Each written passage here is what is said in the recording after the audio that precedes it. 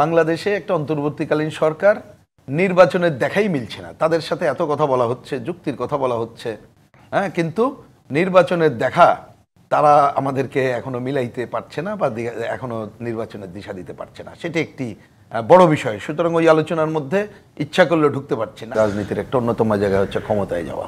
ভালো নির্বাচনের জন্য প্রয়োজনীয় সংস্কার করে দ্রুততম সময়ে নির্বাচনের রোডম্যাপ ঘোষণা করাটা এই সরকারের একটা অন্যতম কাজ। ছোট দল, বড় রাজনৈতিক দল কিংবা একেবারেই নতুন রাজনৈতিক দল, সবাইকে আমরা দেখছি নানাভাবে আলোচনা করছেন এবং নানানভাবে অন্যান্য যে রাজনৈতিক দলগুলো আছে তাদের সাথে এক জায়গায় আসার চেষ্টা করছেন। যদিও নতুন রাজনৈতিক দল বা অনেকে এখনো তারা জোট করছেন কিনা কিংবা নতুন কোনো জোট আসলে আসছে কিনা সেই ব্যাপারে কেউই নিশ্চয়তা দেননি। কিন্তু যখনই আসলে নির্বাচনের কথা অনেক বেশি আলোচিত হয় কিংবা নির্বাচনে এগিয়ে আসার সম্ভাবনা থাকে, তখনই আমরা দেখি রাজনীতিতে এই ধরনের জোট করে নানান রকম মেরুকরণ করবার চেষ্টা করা হয়। কি মনে করছেন, সেই দৌড়ঝাঁপ শুরু হয়েছে কি?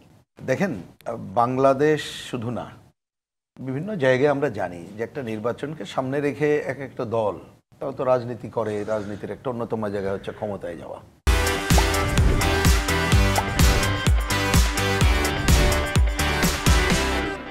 এখন নির্বাচনকে সামনে রেখে ক্ষমতায় যাওয়ার বাইরেও দলের কথাগুলো বলা যায়। সেটা অনেক সময় দলের বাইরেও ক্ষমতা এবং অন্যান্য বিষয় বিবেচনা করে জোটের কাজটা হয়। এটা অনেক দিন ধরে চলে আসছে, এটাকে একটা স্বাভাবিক ঘটনা।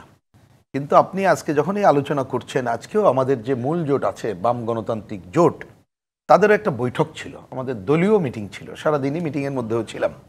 কিন্তু এই জোটের আলোচনার মধ্যে তো যেতেই পারলাম না, কারণ বাংলাদেশে একটা অন্তর্বর্তীকালীন সরকার নির্বাচনের দেখাই মিলছে না। তাদের সাথে এত কথা বলা হচ্ছে, যুক্তির কথা বলা হচ্ছে, হ্যাঁ, কিন্তু নির্বাচনের দেখা তারা আমাদেরকে এখনো মিলাইতে পারছে না বা এখনো নির্বাচনের দিশা দিতে পারছে না। সেটা একটি বড় বিষয়। সুতরাং ওই আলোচনার মধ্যে ইচ্ছা করলে ঢুকতে পারছি না। আসছি আমি ওই কথাটাই আমাদের কি করা।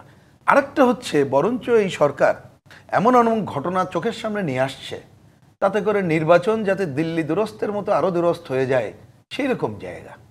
এই যে একটা দেখেন, মানবিক করিডোরের নামে যে একটা ভূ রাজনৈতিক একটা যুদ্ধ উন্মাদনা, এইখানে সাম্রাজ্যবাদী আধিপত্যবাদী শক্তিকে চাপিয়ে দেওয়ার নতুন ধরনের ঘটনা বাংলাদেশে চলে আসছে। তা আমরা কখন সেই নির্বাচনের জোটের আলোচনায় যাব, সেটাই কিন্তু আমি দেখছি ব্যাহত হচ্ছে। বরঞ্চ নির্বাচনের সুনির্দিষ্ট তারিখ, যেটা আমি যদি বুঝে থাকি, অধিকাংশ দল যে কথা বলছি যে ভালো নির্বাচনের জন্য প্রয়োজনীয় সংস্কার করে দ্রুততম সময়ে নির্বাচনের রোডম্যাপ ঘোষণা করাটা এই সরকারের একটা অন্যতম কাজ।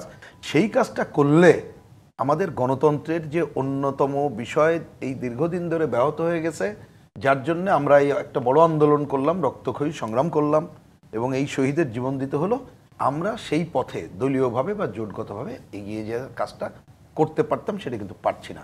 তারপরও শুধু এইটুকু বলি, যেহেতু এখানে দেখলাম আপনার টাইটেলেও আপনি বলেছেন যে আমাদের যে জোট আছে বাম গণতান্ত্রিক জোট, আমরা কিন্তু যখন এই সরকারের বিরুদ্ধে বা আরও আগের কথা আমি নাইবা গেলাম, এক যুগেরও বেশি সময় ধরে বিগত সরকারের বিরুদ্ধে, এই সরকার না, যে যখন তার কর্তৃত্ববাদী স্বৈরাচারী এবং ফ্যাসিস্ট হয়ে ওঠার প্রবণতা যখন শুরু হলো, তখন থেকেও যে আন্দোলন করে আসছিলাম, তখন আমরা তিনটা কথা চোখের সামনে নিয়ে আসছিলাম। একটা হচ্ছে দুঃশাসন হটাও, দুঃশাসক শুধু না, কিন্তু দুঃশাসন, যেটা দুঃশাসন তৈরি করেছে, এবং এইটা পাল্টাইতে গেলে ব্যবস্থা বদল করতে হবে। তার জন্য লাগবে একটা বাম প্রগতিশীল গণতান্ত্রিক বিকল্প শক্তি সমাবেশ।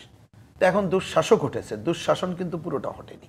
তার জন্য ব্যবস্থা বদল করতে হবে। আর ব্যবস্থা বদল করতে আমরা তো মনে করি যদি এরকম একটা বিকল্প শক্তি সমাবেশ ক্ষমতায় যেতে পারে তাহলেই সম্ভব।